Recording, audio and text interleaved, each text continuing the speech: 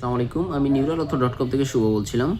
প্রতিদিনের ন্যায় আজকে আমি মাজার ব্যথার পিএলআইডি সমস্যা যেটা ডিস্ক প্রলাপস নিয়ে আলোচনা করব। আমাদের মেরুদণ্ড এরকম ফরম্যাটে থাকে, ঘাড় থেকে মাজা পর্যন্ত। ঘাড়ের দিকে বলে সার্ভাইকাল, মাজার দিকে বলে লাম্বার স্পেন।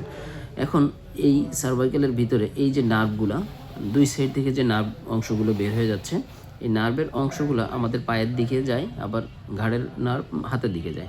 এই নার্ভের উপরে যখনই কোনো একটা ডিস্ক বের হয়ে এই নার্ভের উপর চাপ খায়, তখনই এই পায়ের দিকে বা ঘাড়ের দিকে, হাতের দিকে আমাদের গিয়ে রক্ত সঞ্চালন কমে যায়। যখনই রক্ত সঞ্চালন কমে যায় তখনই সেটা হাত পা ঝিনঝিন করবে এবং দীর্ঘমেয়াদী ব্যথা হবে, যেটা ওষুধে কমতে চাবে না। সেক্ষেত্রে দেখা যাচ্ছে মাঝে মাঝে ক্ষেত্রে সেগুলো অপারেশনের দিকে যাওয়া লাগতে পারে। যদি অপারেশন ছাড়া ফিজিওথেরাপি, মেডিসিনের মাধ্যমে সম্পূর্ণরূপে সমাধান হয়, সেক্ষেত্রে আপনাদের সচেতনতা খুবই গুরুত্বপূর্ণ। ধন্যবাদ।